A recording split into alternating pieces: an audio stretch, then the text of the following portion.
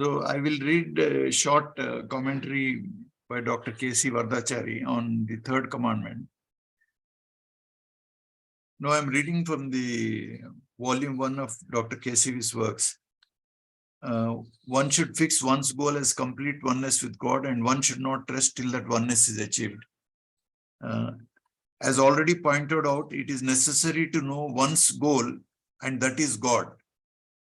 But oneness with the goal is not merely knowledge or even a vision of God, but oneness with Him. Sri Krishna says that one should know, see, and enter into Him. Master simply speaks of the 3 stages of our process as Sarupyata, Sahijyata, and Laya at each knot. In a similar way, one first knows and sees and enters into the ultimate. Usually men see first and then know and hardly enter into the ultimate, since they think that knowing the ultimate is the goal. Therefore, if one wishes to attain the highest stage in yoga or union, then it is necessary to seek oneness with it. Our will must therefore never be for lesser levels of existence, but the highest. For this, an unwavering faith is necessary. Earnestness is necessary.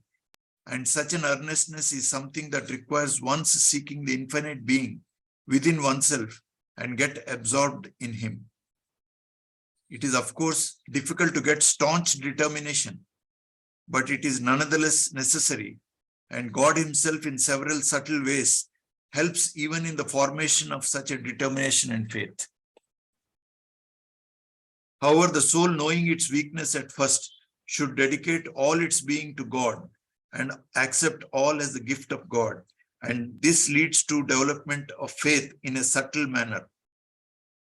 As Sri Krishna has stated, if one but surrenders to Him, that is, chooses Him as his goal and all, he very soon begins to change and attains the stage of inward determination and becomes a good man. Kshipram bhavati dharmatma. The power and primal force begins to flow steadily into oneself and helps the ascent to it. As already stated, God is not only the goal, but also the means to Himself. And indeed, no one can be the means and the instrument of our ascent other than God alone. One should thus develop constant remembrance and longing for God.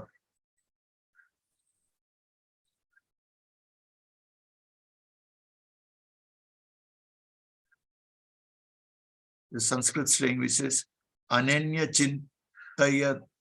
Chintayantomam yajana parusya pasyate tesham nitya viyuktam yogakshemam vahamyaha, which alone leads to the constant watchfulness of God. Thus, one must fix one's goal as the ultimate and constantly strive towards the attainment of oneness with it. Read from Imperience Beacons. I'll just hold on. I'll get the book. The third commandment is titled Ideal. The third commandment pleads with us to fix up your goal, which should be complete oneness with God. Rest not till the ideal is achieved. In order to achieve success in any sphere of activity, we should have clear idea of the goal to that endeavor. A firm determination to reach the desired end goes a long way in strengthening our will for the task.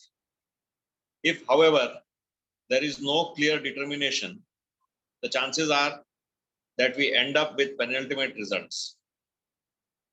A student seeking to have his honors in the graduation, if he is not clear about his aim, is likely to end up in sports or in theaters, or simply to have squandered his time and resources. It is true, in the beginning, we have no practical idea of the goal in any task. But we have before us persons who have aimed at the same goal and achieved a great degree of success. Their lives become our basic information in the task at hand, and they become our models to emulate. We have earlier while studying the prayer given to us by the Master, stated that the goal of human life is the Master. The idea of the Master as the goal is likely to attract many ideas about God/Master we are accustomed to either through study or cultural inheritance. The most mature concept of the Master is that he is a Samavarti, one who does just.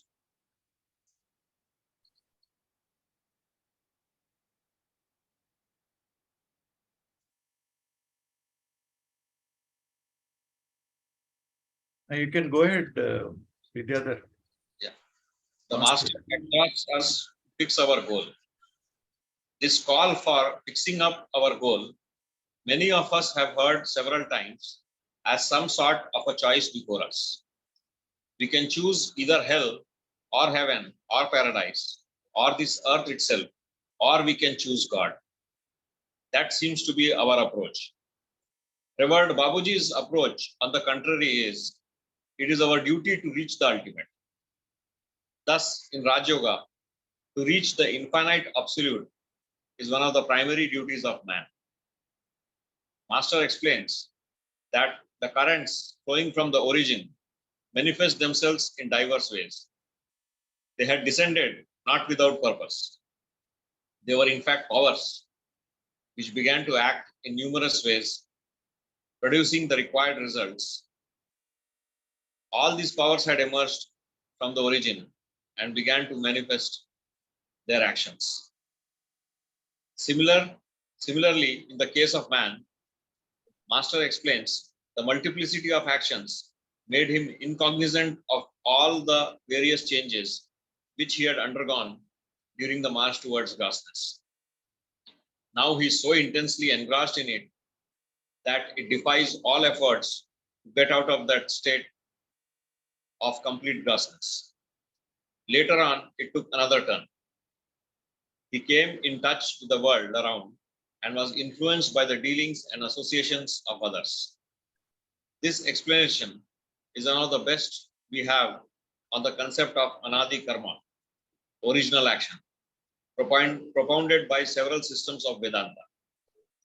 God had his own purposes of creation, but then what made us jump into it is a question. That is the reason for our fall. What is that reason except our interest in a display? Then it is our duty to get back to him. Why did we wait all these ages? Thousands of years, thousands of lives we have gone through in the display, forgetting our primary duty to get back. So we should note, fixing our attention on ultimate as our goal is not a choice. When we don't do it, we are not discharging one of our primary duties that is expected of us by divinity and is the ultimate good to ourselves. Duty is for one's own good and is a concept that is to be understood well. If we understand the seriousness of it, we will appreciate why revered Babuji again and again brings this concept of the time before creation. We may understand why at every stage he brought the concept of creation. If we go through his books, we see on every possible occasion he impresses upon it. He reverts to the subject very often, only to make us understand or remember our homeland, as he puts it, to be with him.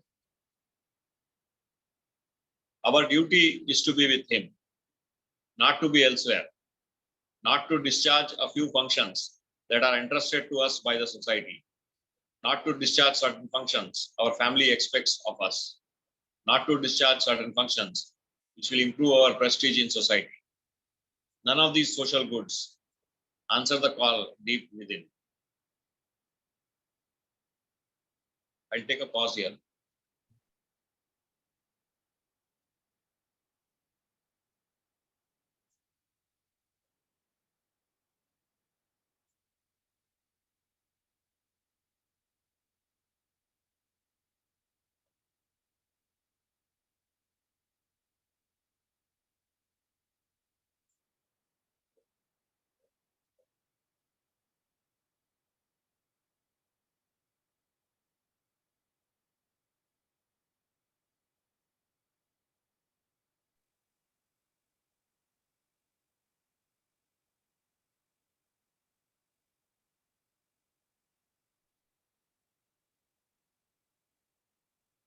I'll read ahead again.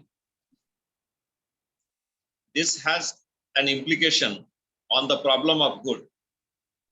We feel compelled very often to alter existing circumstances to what we may consider as correct or good, and in the process find fault with others, their behavior, their conduct, etc.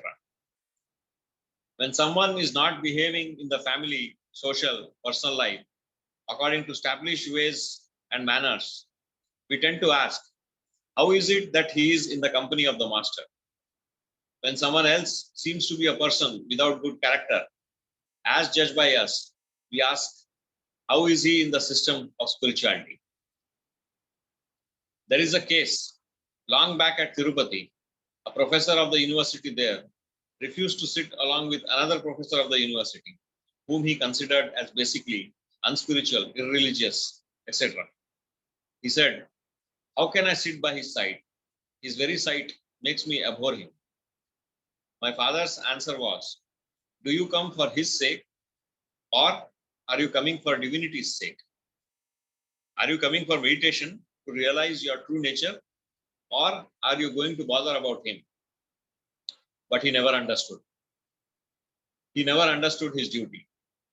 We always tend to evaluate others, though we have no business doing that. Every person has a right of freedom to live according to his desire and will. If such living is not according to established social and legal norms, there are institutions to attend to that problem. It shall be none of our concerns.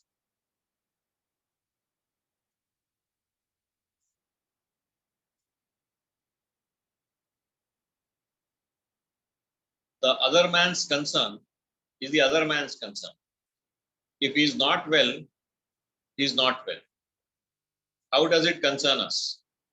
We have been fools on our own, leaving the homeland, working up our wheels, doing all sorts of karma, getting entangled in a mess.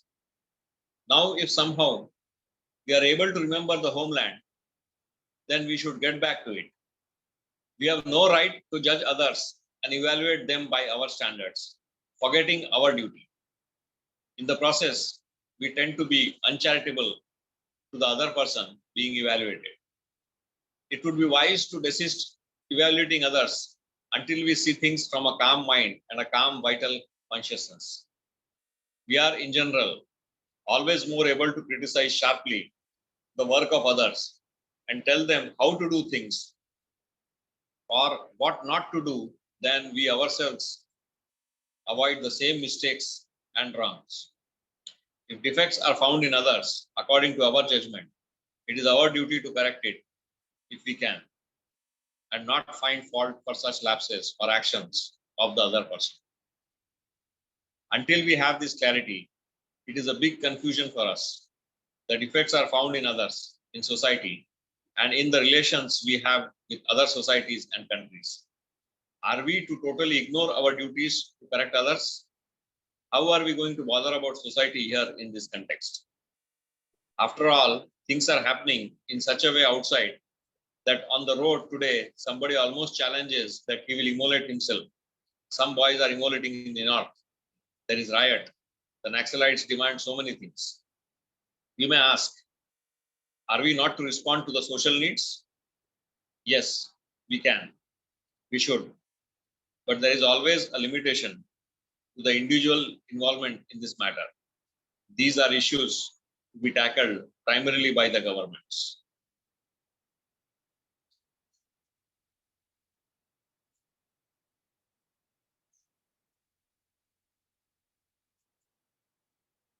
There are two attitudes we can have. One, either an attitude of equality to all, regardless of their friendliness or hostility, and two, a general goodwill to all.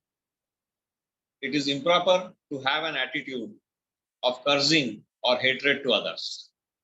The imperience had during our sadhana enables us to look upon all things and all people with a calm and clear vision and be impartial and uninvolved in our judgments. But this attitude is likely to lead to neutral indifference to all problems of society and nations. If there is no kind of general action desired or needed, no loyalty to truth is involved, and no will for truth to triumph, and it is an action for one's personal sadhana, then the attitude of neutral indifference and samatha would be enough attitude for us to progress.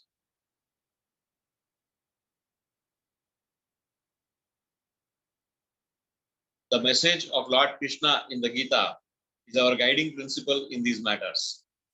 Arjuna wanted no action against assailants. Lord Krishna, who advocated the philosophy of Sthita Prajna, rebuked Arjuna and insisted equally on the need to fight the adversary. The lesson is we should throw away personal and egoistic feeling of hatred and ill will and take sides with the truth and refuse to concede anything to the falsehood that attacks us. With this attitude, we see that the inner spiritual equality is right and the active loyalty and taking firm stand with the truth is equally right. They are not incompatible.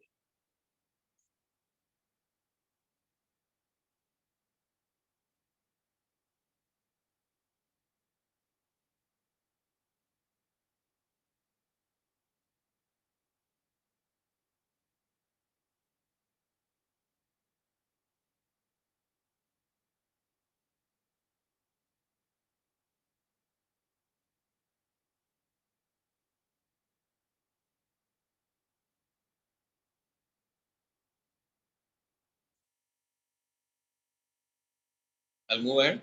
Yeah. We shall examine the next concept introduced by Master in his commandment. Rest not till the ideal is achieved. Here, there is an advantage for those practicing PAM because the influx of pranahuti is a matter of abiding experience of the aspirants, and this propels them to not take rest till the experience matures into a state of being with the Lord. By saying that we will not rest till the ideal is achieved, we are firming up our will to be with the Master till the goal is achieved and thereby thereafter abide in his consciousness. We have accepted him and we can always feel that his support is there. He is ever prepared to help us. He needs no rest because even if we rest, he will be active still once this path is followed.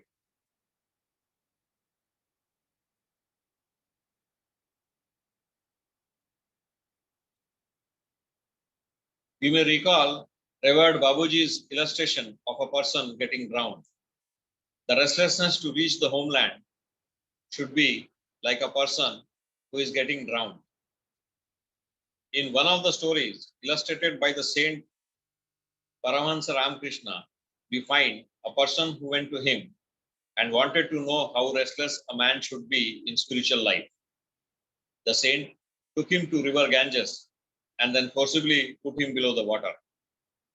That man somehow wriggled himself out, and then Saint Ramakrishna said, to develop this type of restlessness, to get out of this world, you will reach God. It is for us to evaluate ourselves. We hear often, am I not restless? Am I not coming for meditations? What are maybe the problems? Am I not attending to morning sittings? Am I not attending satsangs? We go on giving certificates for ourselves, but even these certificates do not work. It is like the same thing as a person who is going to get drowned. This question will be for persons who are not already drowned. All of us are drowned in the mire of Maya, in the mire of Prakriti, stated in whatever language we may like, in the display of nature. We are lost here in the display of nature. We have to come out to reach our homeland. Do we feel so? Do we feel now? We feel now and then, perhaps, that this is not all that convenient. Like a fish, come up to breathe, and again we go down. How long should we do this? How long should we continue with our sadhana? as long as it is required by us to become a big zero and allow the divinity to express itself to us. In us, others shall see divinity alone. We shall be totally forgotten by others. When they see us, they must see divinity in us. Let us take, for example, our master, Revered Babuji. We know he has not given us a scope to think that he is father of Prakash or father of Umesh or son of Sri Badri Prasad or disciple of somebody else. We know fully he has not given that image at all to us. He has given only one image to us, and that image is he is divinity in expression. There is no other image that he is capable of giving us. He annihilated himself to that extent, and he pleads with us to come up to that level. Nothing short of it is our goal.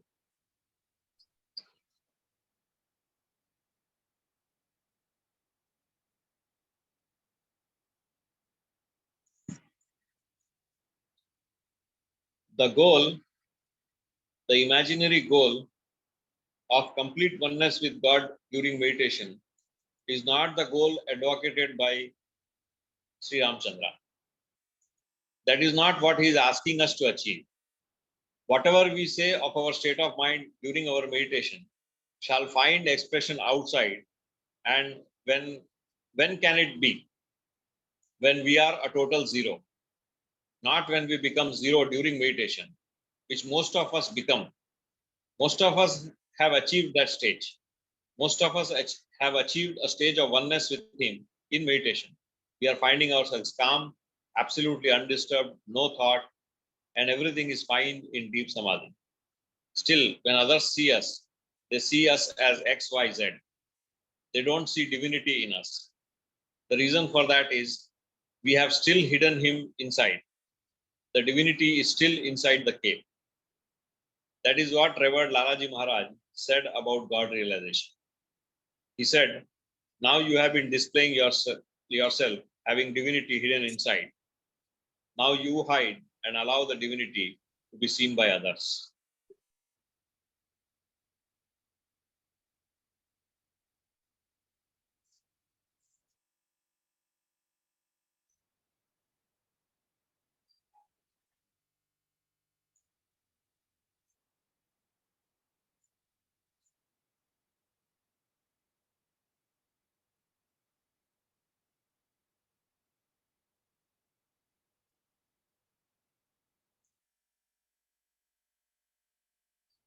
Many seekers enter into this field of spirituality and express keen concern for realization of their true nature. The rigors of practice and the experience they have make them move a considerable distance.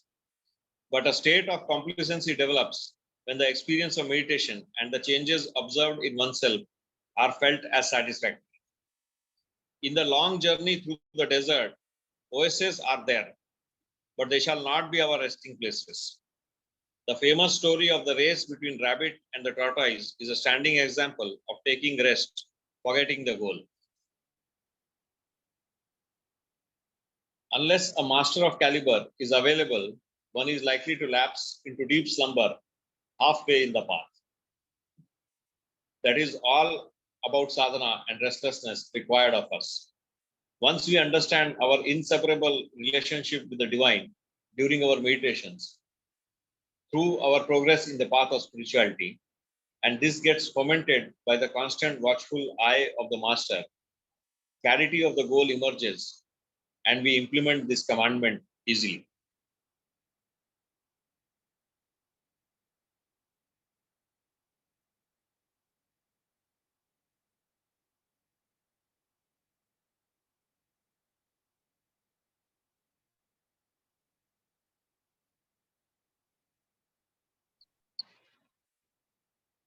Okay, we'll stop then. Okay.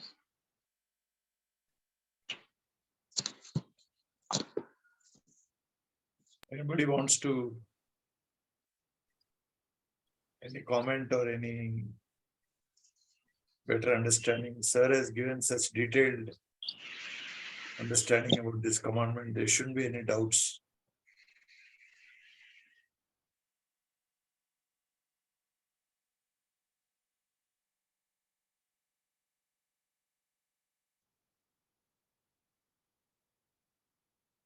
Then we'll meet again next Sunday.